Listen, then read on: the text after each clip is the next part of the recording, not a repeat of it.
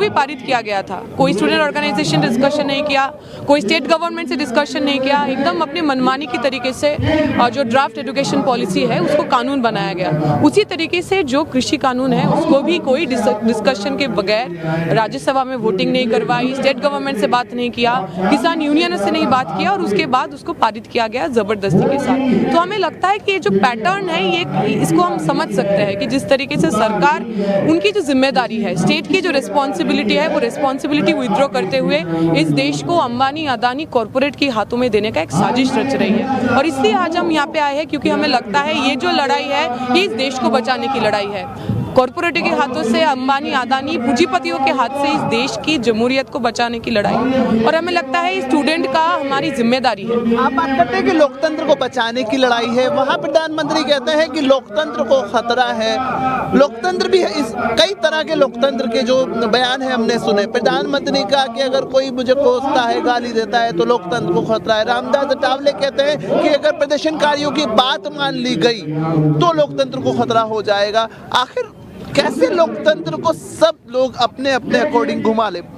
तो मुझे लगता है इससे ये सवाल तो करना चाहिए कि डेमोक्रेसी मतलब वो क्या समझते हैं और हम क्या समझते हैं। हमारे लिए डेमोक्रेसी मतलब इस देश की जो आम लोग हैं, जो ज्यादातर लोग हैं, क्या उनकी बात करने की अधिकार है कि नहीं। अगर सरकार से उन्हें कहीं से कोई आपत्ति है, दिक्कत है, क्या वो सड़क पे उतर के अपना बात रख सकता है कि नहीं। हमारे लिए ये डेमोक्रेसी है। हमारे लिए ऑफकोर्स ये डेमोक्रेसी है कि हम अपने मन से हमारी किसी को हम प्रतिनिधि चुन के पार्लियामेंट में भेजे और जो लोग पार्लियामेंट के अंदर जा रहे हैं वो हमारी बात कहे। अगर इस देश के अंदर 70% लोग किसान हैं तो जो लोग पार्लियामेंट के अंदर बैठे हैं, उनकी प्रतिनिधि बन के बैठे हैं, वो किसानों की बात तो करेंगे ना। अगर वो नहीं कर रहे हैं तो ये हमारा जिम्मेदारी है। इस कॉन्स्टिट्यूशन के अंदर बाबा साहेब अम्बेडकर ने हमें अधिकार दिया है कि हम अपनी सरकार से सवाल पूछ सकते हैं और जब हम सरकार से सवाल पूछ सकते हैं वो भी गणतंत्र का एक भाग है। और जो हम सारे लोग यहाँ पे कर रहे हैं वो इस गणतंत्र के लिए ही कर रहे हैं। जो नरेंद्र मोदी सोचते हैं उनकी डेफिनेशन में तो जो बीजेपी है उसके खिलाफ आप कुछ भी बोलेंगे वो एंटी नेशनल काम हो जाएगा। जब यहाँ पे सिख लोग आए पगड़ी बांध के, उन्होंने बोल दिया कि खालिस्तानी है। जब एनआरसी सीए वाला प्रोटेस्ट हो रहा था, कोई लोग टोपी पहन के आए तो बोल दिया ये सब पाकिस्तानी है। तो कोई भी जो सरकार से सवाल पूछता है उनको ऐसा लगता है कि वो एंटी नेशनल होंगे, वो देश विरोधी होंगे। पर हमें ऐसा लगता है जो लोग सवाल पूछ रहे हैं वो देश को बचाने के लिए सवाल पूछ रहे हैं, वो सच में देश को मोहब्बत करते हैं और वो ही सच्चा देशभक्त है। फेडरेशन ऑफ इंडिया भी यहाँ आ चुका है, प्रदर्शन का हिस्सेदार बन चुका है। कब तक यहाँ रहे? हम लोग पहले दिन से, जब से बॉर्डर्स में ये शुरू हुआ धरना, चाहे वो टिकरी हो चाहे वो सिंघू हो, आपको पता होगा शाहजहांपुर जो हरियाणा राजस्थान बॉर्डर है, सारी जगह पे हमारे कॉमरेड्स हैं। अभी 2 दिन पहले हमारा कॉल था राजस्थान एसएफआई का कि हम शाहजहांपुर में आए। 200 से ज़्यादा लोग जो उस एरिया के आसपास के हैं वो वहाँ पे आए, अपना प्रदर्शन किया। आज हम लोग इधर आए हैं, कुछ दिन पहले हम टिकरी में थे।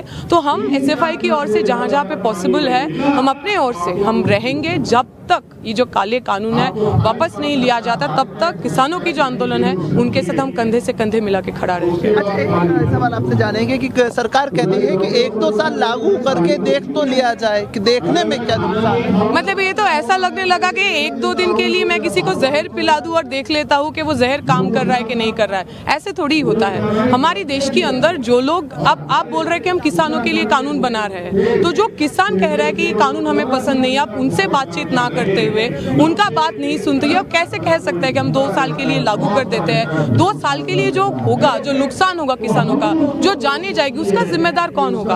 अभी जो ये पूरा आंदोलन चल रहा है इनके अंदर भी अभी भी 20 से ज्यादा लोग अपना जान दे चुके हैं, अपना शहादत दी है। इनका जिम्मेदारी क्या नरेंद्र मोदी जी लेंगे? अगर वो नहीं ले सकते तो ये तो बचकानी बात होगी कि हम 2 साल के लिए लागू करते थे, उसके बाद देखा जाएगा लोग जिएंगे कि मरेंगे। हमें लगता है बहुत ही रिस्पॉन्सिबल, बहुत ही गैर जिम्मेदार उनकी तरफ से देखा गया है और ये कुछ नया बात नहीं है। अच्छा, बयान आता है कि जो लोग हैं वो गुमराह किए, किसानों को गुमराह कर रहे हैं और विपक्ष का इवेंट है ये आंदोलन।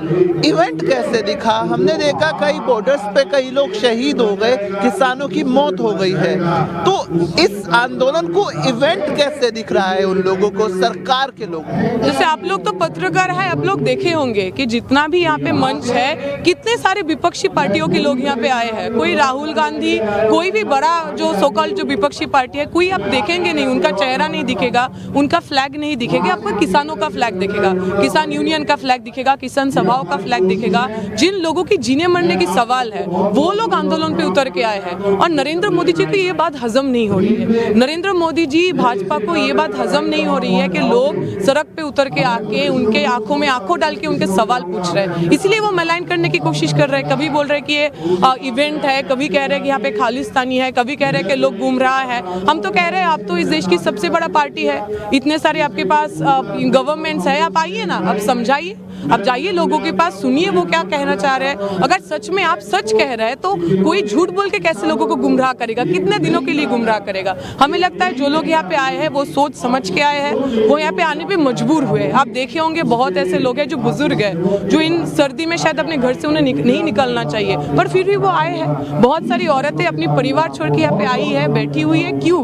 अच्छा लग रहा है उनको, 3 डिग्री टेम्परेचर में खुले आसमान में बैठना उनको अच्छा नहीं लग रहा है, वो मजबूरन आए हैं। उनको ऐसा लग रहा है कि, और जो सच है कि अगर कृषि बिल लागू होता है तो उनका जो जीने मरने का सवाल है, वो जिंदा रहेंगे कि नहीं रहेंगे, इसके ऊपर सवाल उठ जाएगा, इसलिए वो आने पे मजबूर हुआ है। ये नरेंद्र मोदी जी की उनकी बात है, बीजेपी का ये मनसा है कि कोई भी जो उनके विरुद्ध में, उनके विपक्ष में कुछ भी सवाल पूछा जाता है, उनको लगता है इसमें लोगों को बहकाया गया है, इनमें बाकी लोगों का कुछ कॉन्स्पिरेसी है। पर असली बात यह है कि इस देश के लोगों ने अब जान लिया है, उन लोगों ने ये ठान लिया है कि जब तक ये भाजपा का सरकार रहेगा तब तक इस देश के अंदर जो आम लोगों की स्वार्थ है वो सुरक्षित नहीं है, इसलिए वो लोग सड़क पे है। अच्छा, यूथ की अगर हम बात करें, स्टूडेंट्स की अगर हम बात करें, आम जनता की अगर हम बात करें, हल कैसे देखते हैं?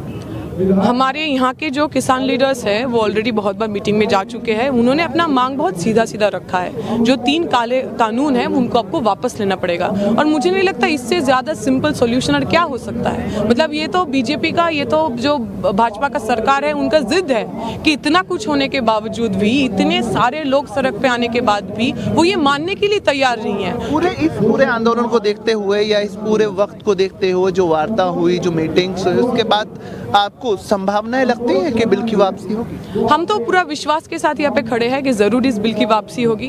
हमें इस देश की जो लोग हैं, इस देश की जो आंदोलन की रवायत रही है उस पर विश्वास है। अगर इस देश के लोग शांतिपूर्ण तरीके से लड़ाई करके अंग्रेजों को भगा सकते हैं तो ये कृषि बिल क्या बात है। क्या पिछले 7 साल में किसी बिल की वापसी हुई? नहीं हुई है, पर ये भी है कि जो चाहे आप NRC CA का ही देख लीजिए, ये हमारी आंदोलन की बावजूद ही है कि वो अभी तक अप्लाइड नहीं हुई है। अभी तक NRC CA वो कहीं पे भी लागू नहीं कर पाए। हमें विश्वास रखता है कि अगर लोग इकट्ठे होकर सड़क पे उतरेंगे, अगर वो अपने आंदोलन के साथ ईमानदार रहेंगे, तो चाहे वो कोई भी सरकार हो, चाहे वो नरेंद्र मोदी का सरकार हो, चाहे वो हिटलर की कोई भी सरकार क्यों न रही हो, उनको अपनी सर झुकाने पे, अपनी घुटना टेकने पे मजबूरी होना पड़ेगा। इसका कोई दो राह नहीं है। सरकार को किसानों की बात माननी है। बिल्कुल।